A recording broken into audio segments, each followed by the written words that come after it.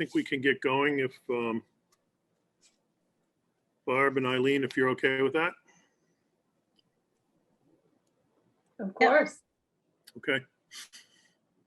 All right. Good evening, everybody. I'm Andy Sheehan. I'm the town administrator in the town of Middleton. And this is our normal, in an abnormal year, pre-town meeting. I've been doing this the last, well, since I came here 5.5 years ago, as a sort of preview. Some places refer to it as the meeting before the meeting or the pre-town meeting. But essentially it's an opportunity for us to talk about what's coming up on the annual town meeting, or in this case, the annual town meeting, and then there's a small special town meeting within the annual, and answer some questions up front, get some questions maybe from you, from some feedback from the public that will help us when the day of town meeting finally arrives. I always say that I'm fine being stumped at an event like this or at a presentation like this if it helps me to avoid being stumped on town meeting day. So just in terms of overview, I'm joined tonight by town moderator Barbara Pacelli and town clerk Eileen Twiss, and a number of other folks, officials and residents. I'm going to briefly go through the warrant. Not a lot of detail on the articles. If there are questions, you can feel free to stop me as I'm going through and ask for clarification or further information on them. And then Barbara Pacelli, the moderator, is going to talk a little bit about some of the process things that will happen in the warrant as well. I mean, on the day of town meeting as well. So everybody should have received at their house by now the town meeting book. It is a 75-page book with blue cover on it, light blue cover on it. It has the entirety of the town meeting warrant and the budget, the capital budget, supporting documentation for all of the articles that are being addressed. There are a total of 35 articles on the annual town meeting warrant, and then there are 2 on the special town meeting warrant. So town meeting this year a little different. Usually we would have had it a couple of weeks ago. This year we pushed it out a little bit because of COVID and because of Article 22, which is the public facilities project. COVID really necessitated that we have it outdoors so that we could be socially distanced, and Article 22, the facilities project, would seem on its face to be the kind of article that would draw a crowd. And so we figured having it outdoors in a spot where we could accommodate a big crowd and be socially distanced made sense. So town meeting will be a week from Saturday, June 5th at 9 a.m., begins at 9 a.m., goes until it stops, until we finish. And that, that your guess is as good as mine on that. We're not always very good at predicting when town meeting will wrap up, although we never cease to make predictions on that. So town meeting will be behind Memorial Hall at 48 South Main Street on the Henry Traggart Common. There's a soccer field back there, and we'll have a tent that is roughly 100 by almost 300 feet long, accommodates about 1,000 people. There'll be full audio and video capabilities. There will be hearing assist devices for people that need a little boost to hear the goings on, but there should be no problem in accommodating whatever number of people come and accommodating you in such a way that you can see and hear all of the presentations. Parking is somewhat limited at 48 South Main Street. There's about 57 spaces here. Those will be reserved for people with handicaps or people with mobility challenges.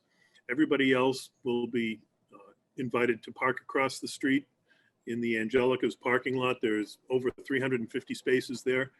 And Chris Kukulis, the owner of Angelica's, has graciously allowed us to use the parking lot at Angelica's in order to accommodate all the people attending town meeting.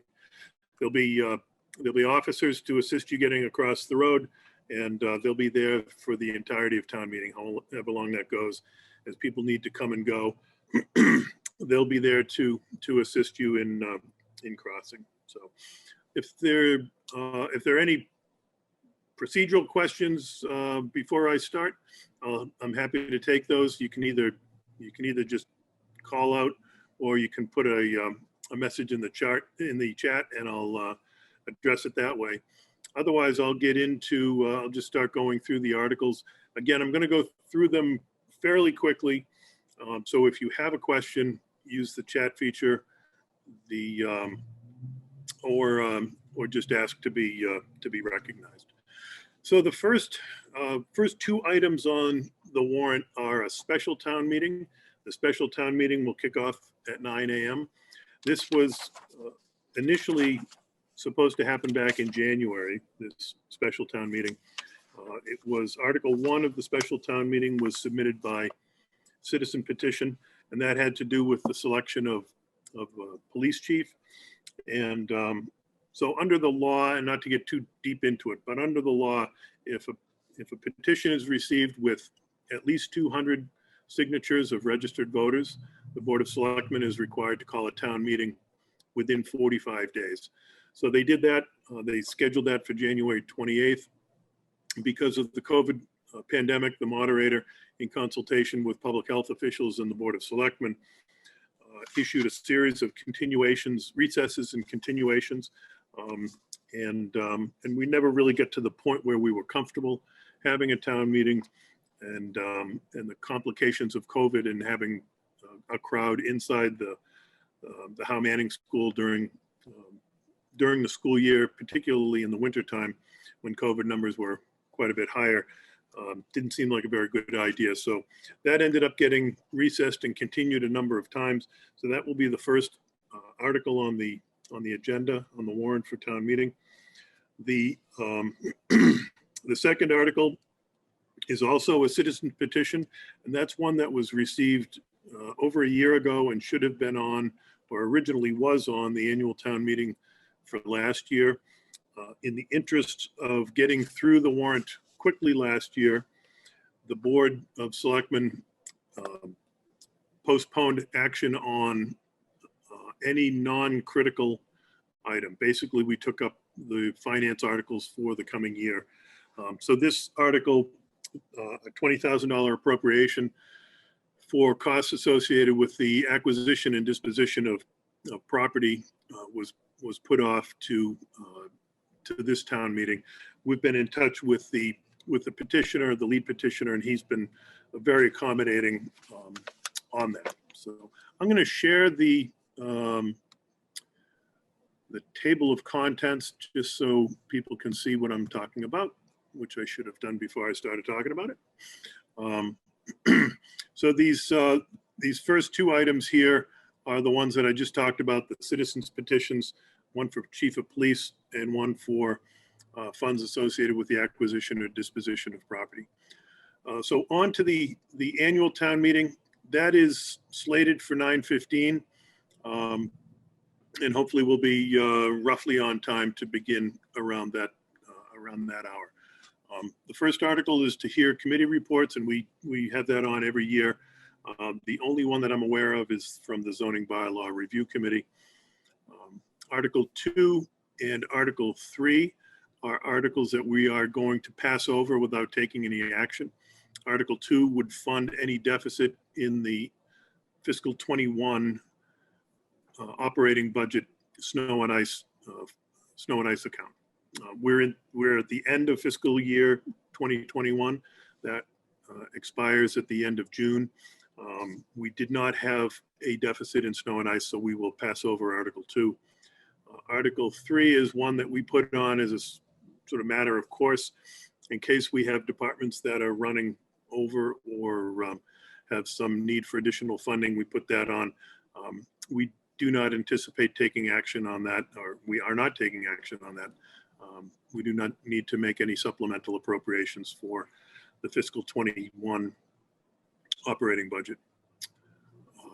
Article 4 is to fund collective bargaining agreements, and the one that we expect to have wrapped up is a union contract with the full-time firefighters. There'll be an appropriation for that, $35,000 in fiscal year 21, the year that is coming to a close, and then $20,000 for next fiscal year 2022. Article 5 is a modification to a prior town meeting action. Back in 2014, the town appropriated funds for the first phase of the rail trail, and we were able to build most of the first phase with non-public or non-local funds. So the funds that were appropriated have largely been untouched. This article would simply broaden the scope of that original article to go beyond just phase 1 of the rail trail. Article 6 is to pay prior year bills. Every now and again, we get bills that come in, we get invoices that come in after the close of the year for whatever reason. And we have a handful this year that we will take up. This is kind of an odd one under the statute. It requires a 4/5 vote at town meeting. At an annual town meeting, requires a 9/10 if it's done at a special town meeting. But we're doing it at the annual, so it'll be a 4/5. Articles 7 and 8 are to correct or modify the capital budget that was approved at last year's annual town meeting. Article 7 would return some funds to the ambulance fund. Article 8 would correct a scrivener's error and correct the proper free cash appropriation. Article 9 is the compensation for elected officials. Under the statutes, we're required to, or town meeting is required to set the compensation of elected officials. We include the compensation for all employees in this as a matter of information, but it is not something that town meeting votes on. Compensation for for non-elected employees is set by the omnibus budget. And the omnibus budget is Article 10. It's the next article. This year, the omnibus or operating budget is $38.8 million. Most of that is funded out of taxation, but there are a couple of other sources as well. If I could ask that everybody mute. If there's background noise, we can hear it. It's a little distracting. Articles 11 and 12 are the Community Preservation Act articles. We see these every year. Article 11 is essentially reauthorizing previous appropriations in the form of debt for community preservation projects. Article 12 is for new projects. New projects this year include $17,000 for a new roof on the Tramp House. Pull up my notes. $50,000 towards the acquisition of a conservation restriction at Camp Creighton Pond. $300,000 towards the common at the public facilities project, the new public project at 105 South Main Street. Article 13 is one that we see every year. It is the reauthorization of what are known as revolving funds. Revolving funds receive money during the course of the year. could be fees or something like that, and then is able to be spent out of the revolving fund without further appropriation. One of the easiest ones to explain is the Council on Aging trip account. So people pay for trips. The money goes into the revolving fund. The money can come out of the revolving fund in order to pay the vendor, whether that is the host of wherever the trip is, or if they're renting a coach bus or something like that. We only have a handful of revolving funds, and the amount doesn't change much from year to year. Articles 14 and 15 are the budgets for two enterprise funds. Enterprise funds are independent or standalone business units, if you want to think of it that way. So the enterprise fund for sewer covers that small section of Middleton that is within the South Essex Sewer District, and the water enterprise fund covers the budget for roughly half the town that is part of the public water district. Article 16 is an article having to do with borrowing. It requires that we pay or utilize any bond premiums to reduce the cost of borrowing.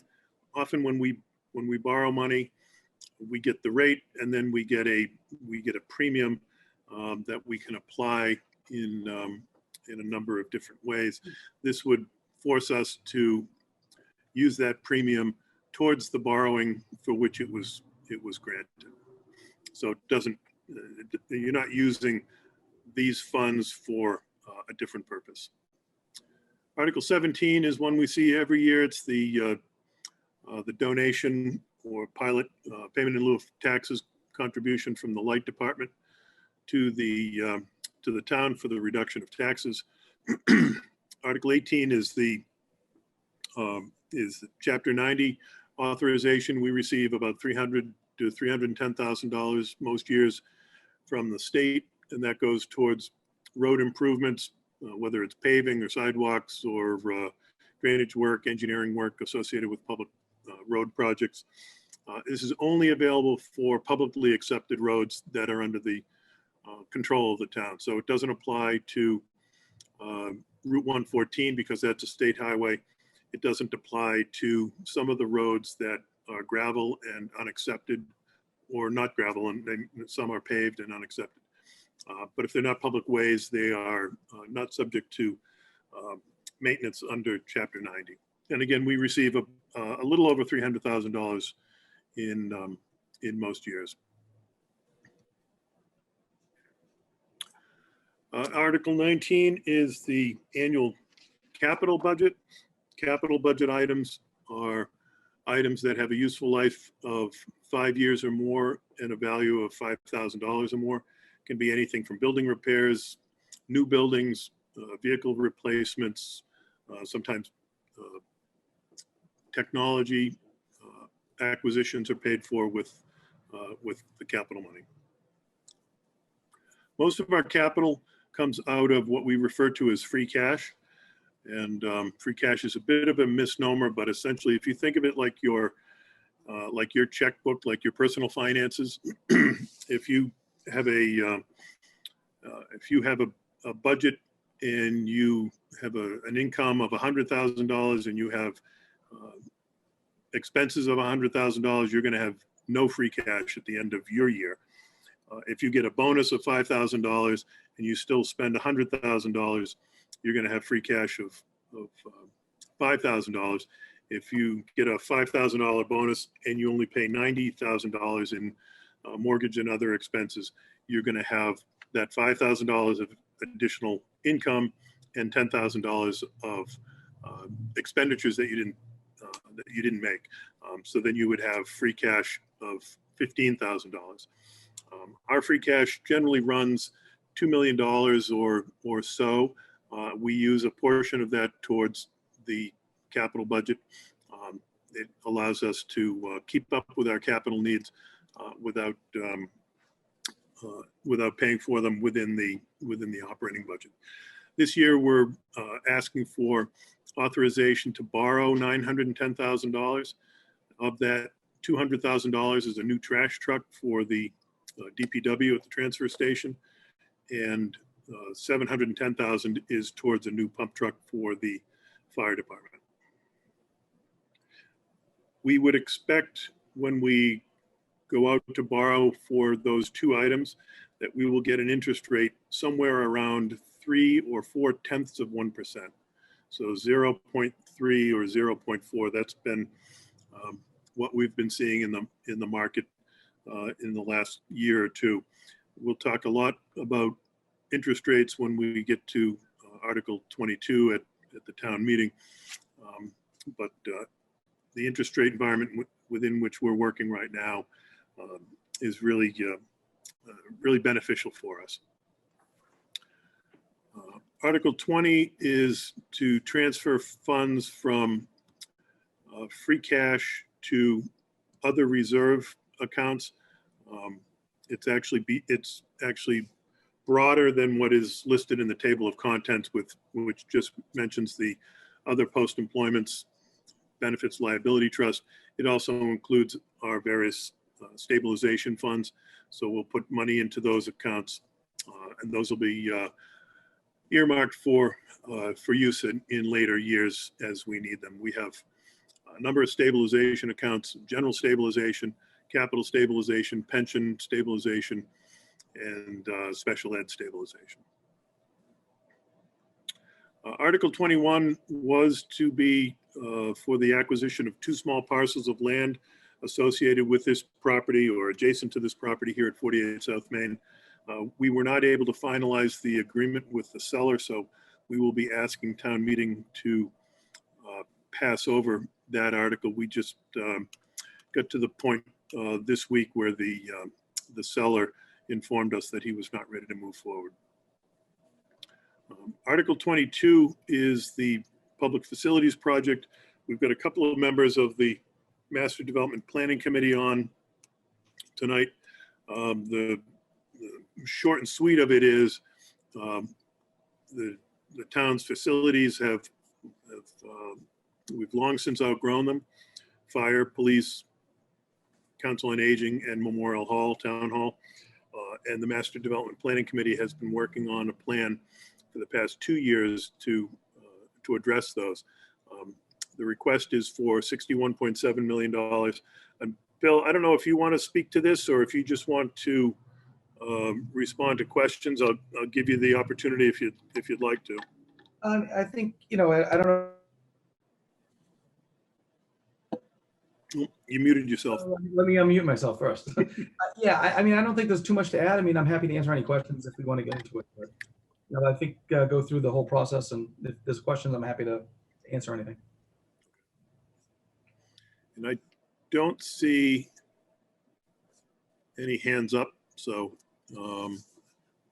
or hear anybody weighing in on this. So, I take that back. Kyle Smith. I had I guess it's actually a question for the older one about the capital improvement. So for the pumper truck, is that a standard one? Is it actually going to fit in the current firehouse, or are we paying extra to have something that can be made to fit in the current firehouse until the new one is built? Yeah, so good point. We've talked a lot at our public facility meetings about the inability of the existing fire station to accommodate some of our apparatus, both in terms of height and length. The pumper truck would fit into the existing apparatus bay. The trouble we have on the street level, on the Lake Street level, the front of the building that you see from the square, is that the overhead door is not high enough to accommodate what is now the standard ladder truck. And so our ladder truck only clears that by about 2 inches. So if we do not replace the fire station, we will have to special order a ladder truck rather, the next time that we have to replace that. And that will be coming in the next probably 5 to 7 years. And special ordering that in order to fit a lower opening, garage opening, will both add to the cost and detract from the effectiveness of that ladder, because you'll end up more than likely with a ladder that does not reach the height that it otherwise would. On the back side of the fire station, we're at a point now where the ambulances do not fit in the bay, and they don't fit lengthwise. So we've got a new ambulance that's being delivered this year. We had to build a bump out of several feet on that garage bay in order to accommodate that the longer chassis of the modern ambulance. So that will be ready by the time the ambulance comes, but it it points to the deficiencies in that building. So Any- Andy, I think another question that might come up, and you've probably already thought of this, but if people are going to look at this capital expenditure list and they're going to see replace for $25,000 replacing the handicap ramp, and then there's a couple improvements to the Council on Aging and the police, right, upgrades. Somebody may ask, are you going to still do that even if it's approved? Yeah, that's a good point, Annie. And I'm just going to the capital budget now so people can see that. So Article 19 again is the capital budget for next year, for fiscal year 22, which begins on July 1. This is one of the borrowing articles or borrowing items, replacing this 2007 roll-off truck. That's the vehicle that we use to take the dumpsters up to the solid waste and recycling facilities. And then the other items, the items that Annie mentioned. So we've got a couple here.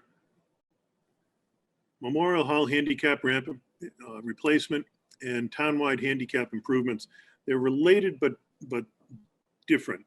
The ramp at Memorial Hall is failing. It actually started to fail again yesterday, or I guess it was Tuesday. The hangers that hold the deck framing in place have rotted out, and we've been replacing those periodically over the last several years. We made another repair to that today to get us through. Even if the facilities project is approved, we would go forward with the ramp replacement because it is that old. It's to the point now where there's less and less to screw into when you're replacing the deck boards or making other repairs to the ramp. And then the townwide handicap improvements and the Council on Aging building improvements, those would still go forward. Those are pretty modest stopgap measures that we would need to make in order to get to through the next 2 years until the new public facilities are available. Thank you. I'm going to just stay in the body of the warrant as we go forward.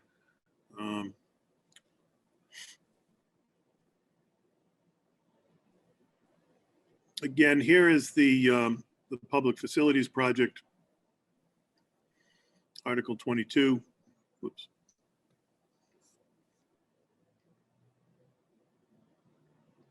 That project, I should point out, has received the positive endorsement of the Finance Committee, the Board of Selectmen, the Master Plan Committee, and the Planning Board.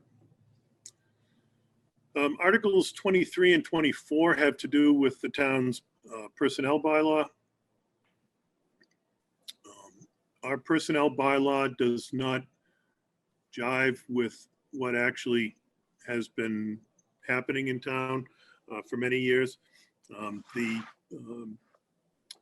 personnel bylaw lays out or is a fairly antiquated document, and the practices over the years have deviated from what's written. So this would clean that up and bring the bylaw in conformance with the practices on the ground. There's an associated charter amendment, which is Article 24. The charter, if you want to think of it as our constitution, it's the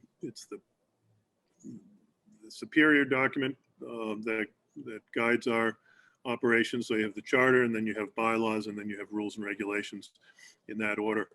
So the charter has some references to things like a personnel board, which I don't know that we have ever had, and some other things that are not undertaken in practice. So this would clean that up. This requires, if town meeting approves it, requires an action by the legislature, both in the House and Senate, and signature by the governor in order to change that. That's how charter amendments are made. Articles 25, 26, and 27 are amendments to the Masconomet Regional School District Agreement. We deal with membership and the way that operating assessments are calculated, and generally beneficial for all three communities, especially on the assessment side, because it would go to a rolling 5-year average. So that would smooth out the peaks and valleys. So you're not, if you have a 1-year peak, the way it is now, you could really get hit hard for a year.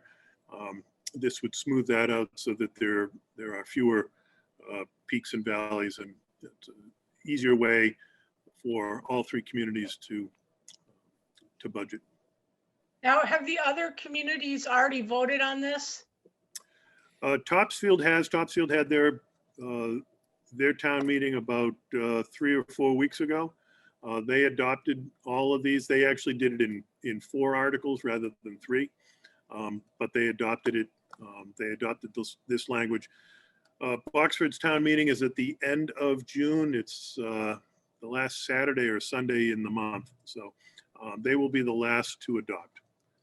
So it might be helpful to say that Topsfield did adopt this at their town meeting, and Boxford's is in a couple weeks. Sure. Yep.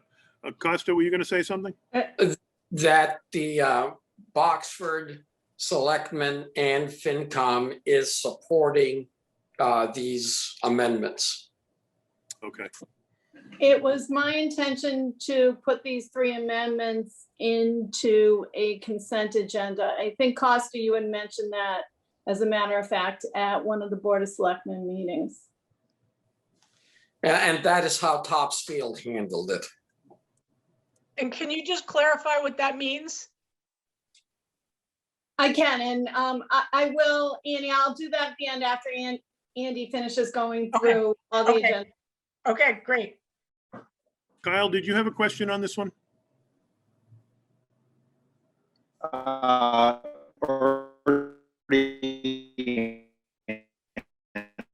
You're breaking up. We're not catching what you're saying. We know you're talking. My question was already answered. Thank you. Okay, great. Article 28 is an article that would make all of our bylaws gender neutral. It does not affect the charter. That would have to be done separately, and but it would affect all of the bylaws. So we did it in a comprehensive way rather than going bylaw by bylaw, chapter by chapter. We just said, wherever the word selectman appears, change it to select board member or member of the select board, and so on and so forth. It's something that we're seeing more and more frequently throughout the state as communities make those changes. Article 29 is a zoning bylaw, and it has to do with groundwater protection, protecting public water supply wells. There are 2 wells in the Ipswich River floodplain, right at the river at Route 114 at the Danvers Middleton line. This bylaw would impose some restrictions on the use of property or the manner in which property is used in that area. It's a fairly small geographic area that is covered. The outline, this magenta outline, is the boundary of what is known as the Zone 2. And the Zone 2 is just, it's a geologic formation of sands and gravels. And the zone, any water that falls in the Zone 2 is presumed to influence those wells that are down there. So the town line is this dark line, is the center of the river. So roughly half of this, or a third of this, is in Danvers. Danvers has had restrictions in place for almost 20 years. We are getting caught up with that. So this would cover an area, a small area along Route 114, Log Bridge Road near the North Shore Business Park, and then some properties off of River Street and Lonergan Road.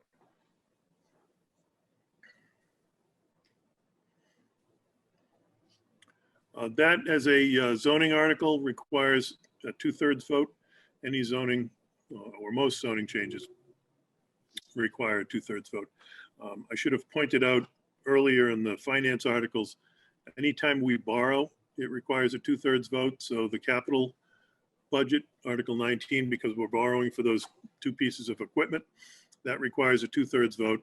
And then the public facilities project, Article 22, is also a 2/3 vote because we're borrowing. I should also point out on that one, there is Andy, yes, that- on the omnibus budget, we're using some stabilization funds, so that also requires a 2/3 vote. that's correct. Yeah, thank you, Costa. Anytime we spend out of stabilization, it requires a 2/3 vote. We're using a small amount of stabilization on the omnibus budget. So there's a 2/3 there as well.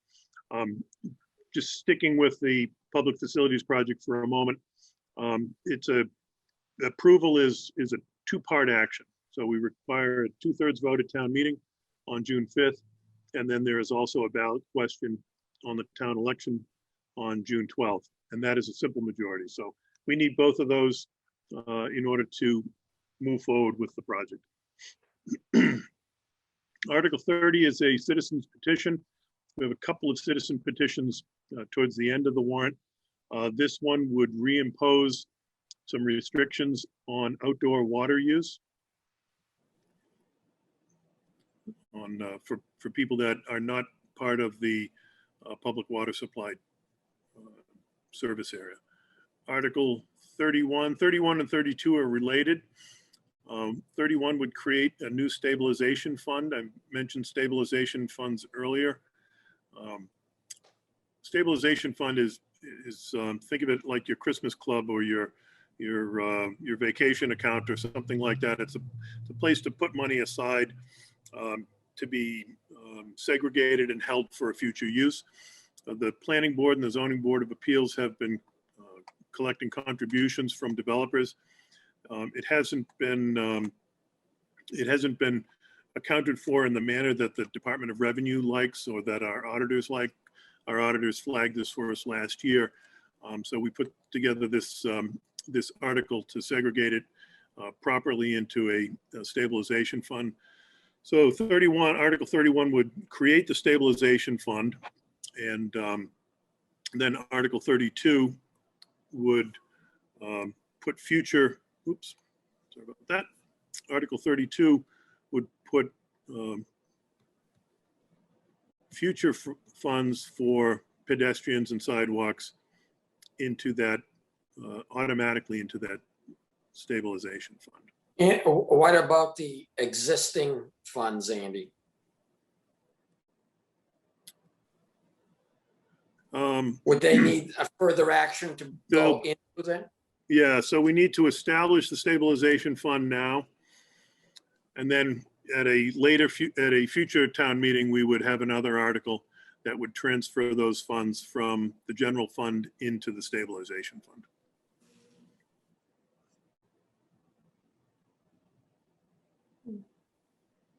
Article 33 is a procurement article for the elementary schools. Under Massachusetts law, contracts are generally limited to 3 years. You can go longer than 3 years with town meeting approval. And what the school department has requested is to be able to go to 5-year contracts for transportation, general student transportation, as well as for food service contracts. Only if the school committee determines that it's in the best interests of the town to do that. Article 34 is another citizens petition that would be to adopt a statute, Chapter 41, Section 100B. I believe that the petitioner is going to ask to take no action on that, but I need to confirm with him on that. That is Chapter 41, Section 100B is a statute that provides additional coverage for firefighters and police officers. And then finally, Article 35 is a change to the exemptions set forth under Chapter 59. This is one of the elderly exemptions, and it would peg the amount of the exemption, or the amount of the exemption to the consumer price index. So it would go up automatically with inflation. Otherwise, it is static and requires a town meeting action in order to go up or to go down. So that is the town meeting. I'm going to ask Barbara, or actually, I'll ask one more time if there's any questions on specific articles. I'm going to stop my screen share. And if there are any questions on the articles. Okay, seeing none, I'll ask Barbara to talk about consent and other things. Great, thanks, Andy.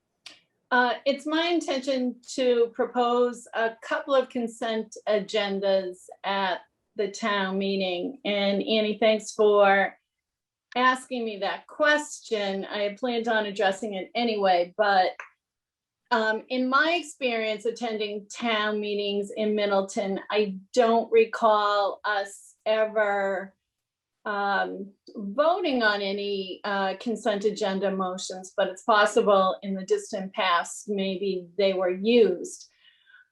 Consent agenda is something that can save time at a town meeting, and it can also help to make a town meeting run a little more efficiently. And what a consent agenda does is it groups routine articles together under one motion, and then the whole group of articles can be voted very quickly as a group without any discussion or debate.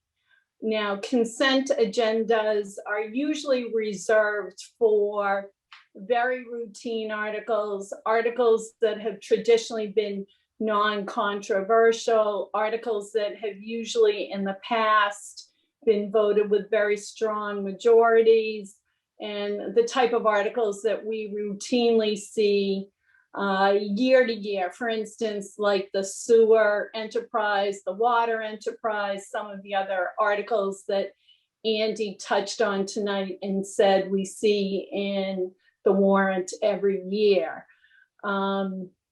Now, if 7 voters request a hold on any single article as I go through them, explaining which ones I intend to include on the consent agenda, then that particular article would be removed from the consent agenda grouping and considered in the usual course of the meeting.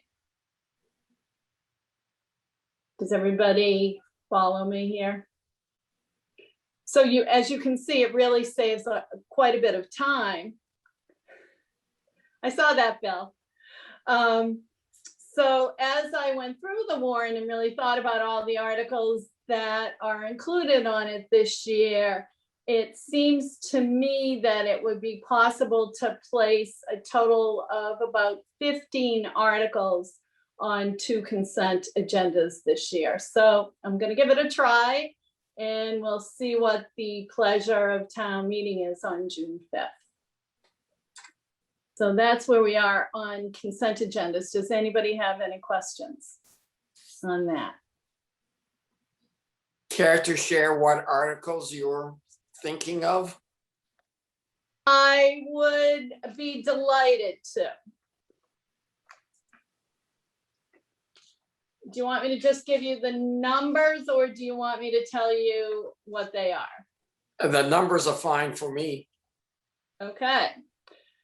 Article, I'm going to do, my intention is to do 2 consent agendas. The first consent agenda A would include Article 5, 7, 8, 11, 12, 13, 14, 15, 16, 17, 18, and 20.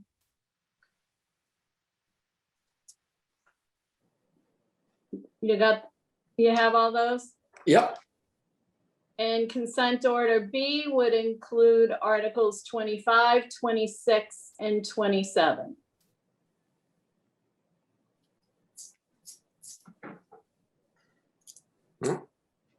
Thank you.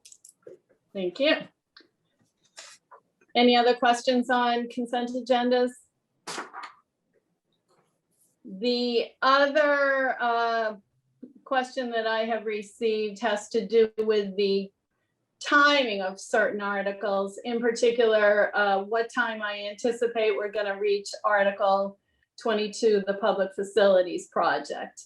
And I'm a little bit reluctant to announce a specific time on any given article, as I know that certain people are interested in certain articles, and it's very difficult to accommodate everyone's schedule. And I want to make sure that everyone is heard on anything they want to be heard on as we work our way through the warrant.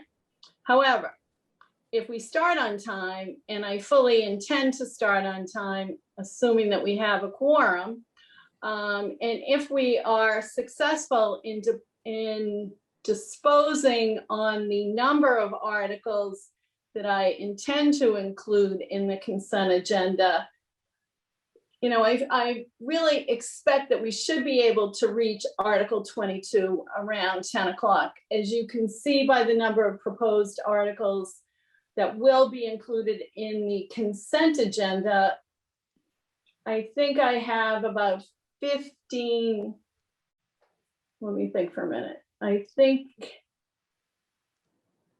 about 12 articles will be resolved by consent order prior, well, 12 articles should be resolved by consent order. 12 articles prior to Article 22. Several of the articles prior to Article 22 are no action articles. So I think we have only about 5 articles that will result in a full discussion and debate prior to us reaching Article 22. So we should reach it fairly early during the course of the meeting. Any questions on that timing?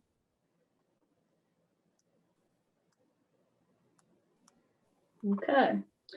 The other thing that comes up from time to time is voters are interested in filing motions to amend. And motions to amend can be complicated. So if anybody is interested or thinking that they may want to file motions to amend, it would be very helpful if voters could provide a draft to Eileen and me as soon as possible. And we would be happy to schedule a time to review your draft motion with you and assist you with any procedural or legal recommendations we might have. If you wait until the day of the meeting or during the course of the meeting to file a motion to amend, we're going to have to take a recess and review the motion and potentially discuss any concerns with town council, and that would just serve to further delay the meeting that morning. Any questions on that? Eileen, do you want to add anything on that?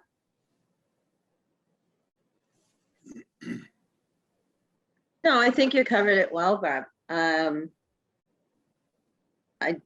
will have to say, I mean, we don't often get them in advance, but I agree it would be great if we could. But once this is out, people are watching, it helped them to understand it better. But I'm not sure that you need to clarify it anymore. Right. Andy, would you agree? I mean, Yes. Yeah, I think it's pretty clear. Yeah, yeah. And, you know, we are available to help in any way we can. right. And I think lastly, the only thing I want to say is, you know, this is a whole new world for all of us, having town meeting in an outdoor venue. Everybody in Andy's office, Eileen's office, the Board of Selectmen, and all the town offices have worked really hard and are continuing to work hard to make an outdoor town meeting, I think our first outdoor town meeting ever, a reality. And I just ask that you be patient with everybody, because this is going to be as new for us as it is for you all. And it's my goal to make sure that we have a respectful and fair and efficient town meeting where everybody who wants to participate is given an opportunity to do so. We have a lot of interesting issues before us on June 5th, and I hope you all feel comfortable participating. You know, citizen engagement is what town meeting is all about, and I encourage you all to come, speak up, and have a say in how your town is run. So please, please, please join us. And if you have any questions beforehand, please reach out to any one of us. We're happy to help you. And if anybody has any questions now, we're all happy to answer them.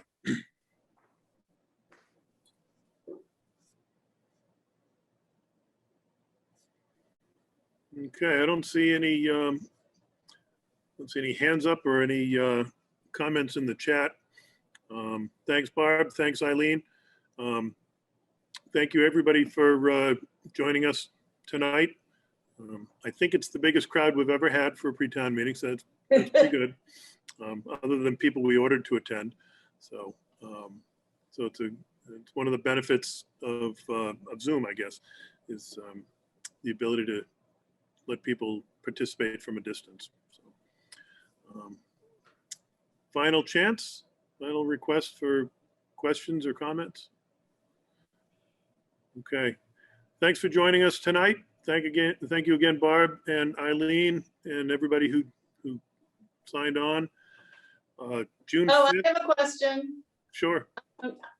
For Eileen. Eileen, do you want to talk about what time people can start checking in? Oh, yeah, I had thought about that, but I'm going to be blasting it out.